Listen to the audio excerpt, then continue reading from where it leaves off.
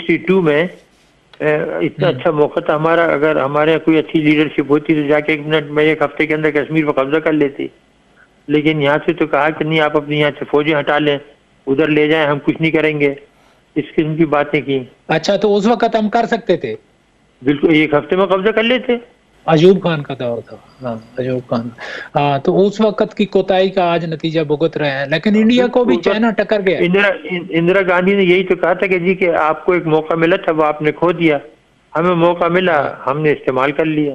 हाँ, तो फिर क्या वो देखो ना, वहाँ हमारे भाई हैं, मुसलमान भाई हैं, बड़ी तकलीफ है हमें डॉक्टर साहब, उनको तकलीफ में रखा हुआ है और बड़े परेशान हैं कश्मीर के मामले में हम लोग। एजेंट साहब, वीडियो क्लिप आपने भी देखा, 1962 में जनरल अयूब साहब का दौर था।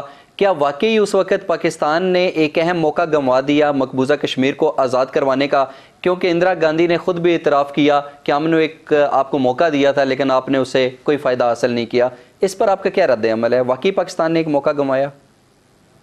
देखिए, ज्यादातर तो मौके की जो बात होती है वो जनरल अयूब खान के वक्त में 1962 में जब चीन और भारत चाइना ने भारत पे हमला किया, तो उस वक्त भारत की आर्मी बड़े बुरे हाल में थी और उस वक्त हमें एक ऑप्शन थी। यहाँ पे बहुत सारे लोग ये कह रहे थे कि ये वक्त है कि पाकिस्तान को भारत पे हमला करना चाहिए और हमला करके तो कश्मीर को आजाद कराना चाहिए। लेकिन दोनों चीजें हैं, एक आप उसको अपॉर्चुनिटी कह सकते हैं, बिल्कुल अपॉर्चुनिटी है। दूसरी तरफ ये है कि दुनिया का रिएक्शन क्या होगा। दुनिया ने लाजमन ये कहना था कि जनाब आप ने बड़ा गलत काम किया, भारत एक तरफ जंग लड़ रहा था कि आप ऊपर को पीछे से पड़ गए, तो शायद हमें सियासी एतबार से उस वक्त बहुत ज्यादा मुश्किलात आती। हम लोग अमेरिकन इन्फ्लुएंस में काम कर रहे थे और बावजूद इसके कि हम अमेरिका के इत्तेहादी थे, चाइना चूंकि अमेरिका की चाइना के साथ दुश्मनी थी या चाइना को रिकॉग्नाइज नहीं किया हुआ था और चाइनीज ने वियतनामियों की मदद करके अमेरिका को वियतनाम में बड़ा टफ टाइम दिया बाद में, तो इन हालात में अमेरिका जो है वो चाइना के खिलाफ था और वो कभी भी नहीं चाहता था कि चाइना के खिलाफ जब भारत लड़ रहा हो तो पाकिस्तान जा लड़े भारत के खिलाफ। सही। तो मेरा अपना अंदाजा है कि उस वक्त अमेरिका ने भी रोका होगा, क्योंकि हमारा मसला ये है कि एक छोटा मुल्क होने की वजह से हमें बहुत सारी चीजों में हम डिपेंडेंट है, बाहर इकोनॉमी के मामले में और चीज, तो हम वो कदम उठा नहीं सकते। काफी जगह पे कॉम्प्रोमाइज भी करना पड़ता है, कॉम्प्रोमाइज करने पड़ जाते हैं। तो एक तो ये, दूसरा आपकी कौम का एक मिजाज है। सही। हमें ये भी बड़ा ज़हन में रखना चाहिए। देखें, बहुत सारी कौमें हैं जो खड़ी हो जाती हैं। अभी आप देखें कि नेपाल भारत के सामने खड़ा हो गया, हो सकता है पीछे एक छोटा सा चाइना हो या ना हो, लेकिन छोटा सा मुल्क है। इसी तरह आपने देखा कि ईरान वो अमेरिका के मुकाबले में बिल्कुल खड़ा है। बिल्कुल ठीक है, उनके पास तेल है, उनको जरिए आमदन कुछ ना कुछ मौजूद है कि वो मामला चले, हमसे उस लिहाज से वो बेहतर है। सही। लेकिन कौम के मिजाज का देखिए कि कितना फर्क है। यहाँ आपके यहाँ सुबाइयत है, पाकिस्तानियत नहीं है, लिसानियत है, ये मसले इश्यूज हैं। सही। और इससे बढ़ के जो एक और इशू है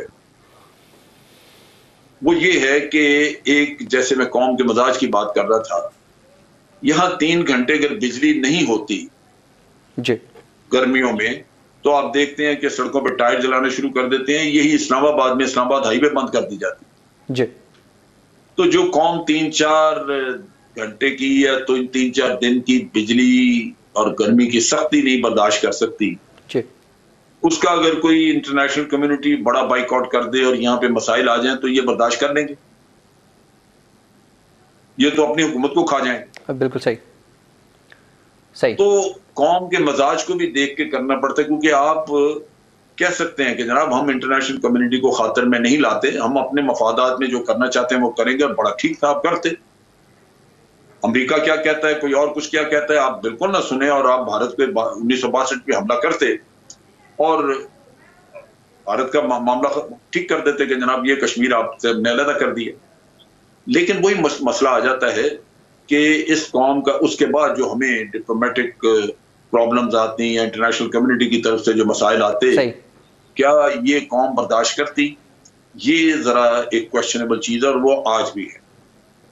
अगर यहाँ पे कौमियत इतनी मजबूत हो जाए कि लोग ईरान की तरह एक कौम बन के खड़े हो जाएं और वो ये कहें कि जनाब हम कुछ भी हो पाकिस्तान के दिफा के लिए हम खड़े हैं, अंदर अपने मुल्क में हम जैसी मर्जी सियासत करें, तो फिर आप देखेंगे कि पाकिस्तान उठ के आंखें दिखा सकता है जिसको भी जी चाहे दिखा सकता है। बिल्कुल सही। तो ये दुश्वारियां हैं यहाँ पे कि बाकी आपकी बात दुरुस्त है। अगर आप टेक्निकली या थ्योरेटिकली देखें तो 1962 में एक बहुत अच्छी अपॉर्चुनिटी थी जिसे हमने किसी भी वजह से जाया। बिल्कुल सही। जन साहब, इसके एक और पहलू भी है। भारतीय सीनियर साफी कुलदीप नैयर का एक बयान सामने आया जिसमें उन्होंने कहा कि 1962 में वो जो थे उसके साथ लाल बहादुर शास्त्री के साथ काम करते थे और उस वक़्त लाल बहादुर शास्त्री ने मुझे ये बताया था कि अगर 1962 में पाकिस्तान जो है हमारे साथ आकर खड़ा हो जाता तो हम ये जंग जीत जाते, और उसके बाद अगर पाकिस्तान हमसे कश्मीर भी मांगता तो शायद हम ना कहना हमारे लिए मुश्किल हो जाता। इस पर आपका क्या रद्द अमल है? नहीं, ऐसा हो नहीं सकता था। देखिए, एक वक्त पे हमने भारत को मुश्तरका दिफा की दावत दी थी। हमारे किसी लीडर ने कहा था, और ये बड़ी कोता नजरी की बात थी कि जी हम मुश्तरका दिफा कर रहे हैं। दुश्मनी आपकी भारत के साथ है। भारत आपको पाकिस्तान को जिंदा नहीं देखना चाहता, पाकिस्तान को दफा करना चाहता है, और भारत ने बाद में किया भी। 1971 में 2 टुकड़े किए, और भारत कश्मीर भी दबा के बैठा हुआ है। मुसलमानों के साथ भी भारत ने मसले खड़े किए। तो इन हालात में मुश्तरका दिफा किसके खिलाफ आपने करना? सो ये एक इंतहाई लख किस्म की उस वक्त किसी लीडर ने ये सजेशन दी, सही, तो काबिल अमल नहीं थी, काबिल कबूल नहीं मानी, लेकिन वो पब्लिक में काबिल कबूल नहीं थी। सही। फिर मेरा ख्याल है ज़िया उल हक साहब का दौर था या कोई और, मुझे एग्जैक्ट याद नहीं। तो ये भी कहा गया कि भारत के साथ नो वॉर पैक्ट कर लेते हैं। भारत को कहा कि हम नो वॉर पैक्ट कर लेते हैं आपसे। जी। अच्छा, उस हद तक वो शायद आप कह लीजिए कि नो वॉर पैक्ट करने का मतलब ये है कि दोनों मुल्क जंग नहीं करेंगे, लेकिन जो मसाइल हैं वो बातचीत के जरिए हल करेंगे। जी। चलिए, ये भी हो जाता। लेकिन जब आपको अंदाजा हो कि भी भारत तो बातचीत के जरिए मसला हल करता ही नहीं, बातचीत ही नहीं करता, तो फिर तो कोई ऑप्शन ही नहीं है इस तरह की। तो फिर तो नो वॉर जो है तो ऑप्शन नहीं हो सकता किसी होगा, तो आपको जंग लड़के ही फिर अपने को मकसद हासिल करना पड़ता, तो वो पैक्ट भी बेकार हो जाता है। सो इस वजह से मेरा ख्याल है कि हमें, जब हम बात करते हैं कि out of the box solution को निकालें, तो उसमें भी अकल दरकार होती है कि आप हालात को देख के फिर कोई बात करें। वो सोल्यूशन नहीं है जो कल आप ही को काटता फिरे, कल आप ही के लिए मसाइल पैदा करता। ठीक। तो इस तरह की होती नहीं है बातें।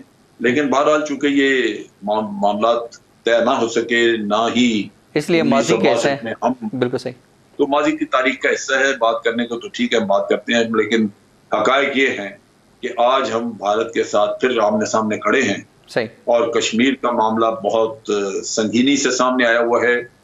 कश्मीरी जाने दे रहे हैं, भारत हड़दर्मी कर रहा है, कश्मीर को यूनिलैटरली यकतरफा तौर पे यूनियन टेरिटरी बना लिया, जो कि गैर कानूनी भी है, गैर इंसानी भी है, हर लिहाज से गलत काम है।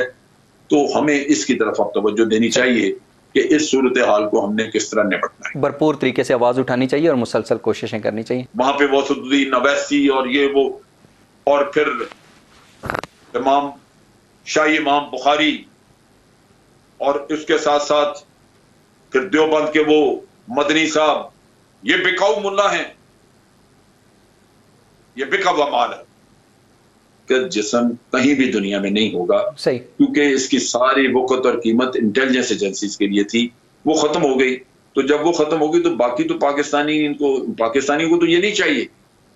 यहाँ तो कोई भी मुतालबा नहीं कर रहा कि जनाब अल्ताफ हुसैन हमारा लीडर है, इसको ले गए। यहाँ तो इसको थूक दिया, खत्म कर दिया। बिल्कुल सही। तो इस वजह से ये शख्स जो है ये अब अपनी जबान बेच के कोशिश कर रहा है कि कुछ मिल जाए। सबसे बड़ा मसला इसका इस वक्त पैसों का है। इसने बड़ा अच्छे वक्त देखे, बड़े फरवानी था। जब इसके इशारे पे कराची बंद हो जाता था तो इसने बहुत फरावानी का वक्त देखा। उस वक्त इसकी जेबों में पैसे कई तरफ से आते रहे। इसने गुलछरे उड़ाए हैं, इसने बदमाशियां और अय्याशियां की हैं। उसकी वजह यह थी कि कराची से भी बहुत माल जाता था भत्ते का, और इंटेलिजेंस एजेंसीज भी इसकी जेबों में डालती थी। सही। आज ना इसके लोगों की किसी की पजीराई है, वो भिखारी बने हुए भूखे मर रहे हैं। और खुद ये आपने देख ही लिया कि भीख मांगने का इसका अंदाज कि वतन के खिलाफ अर्जा चढ़ाई करो। इन एनी केस देखो इश्तियाक, ये वतन कहाँ रहा? ये अभी ब्रिटिश सिटीजन है, इसकी सिटीजनशिप वहां की है। पाकिस्तानी पासपोर्ट तो उसके पास है ही नहीं जी। ना पाकिस्तानी आईडी कार्ड है उसके पास, ना पाकिस्तानी पासपोर्ट है। ये हर्जा सराई अगर वो मेजर गोराइया या क्या नाम, मेजर गोरेवारिया, वो गोरेवारिया अगर खुद कर लेता तब भी एक ही बात थी। अच्छा, या अगर उसने इसको लिख के पकड़ा दी बात कि ये तुम बोलो बकवास करो, तो वो भी एक ही बात है। अच्छा जने साहब, वैसे सॉरी टू कट यू, गोरावारिया की एक सेकंड, गोरावारिया की तरह ये भी पाकिस्तानी नहीं है। जैसे गोरावारिया भारतीय है, ये भारतीय होगा या ब्रिटिशर होगा, पाकिस्तानी तो नहीं है। सही। तो पाकिस्तान के बारे में गोरावारिया खुद अगर कोई बात कर लेता तो वो भी एक ही बात थी, तवक्को उससे की जा सकती है।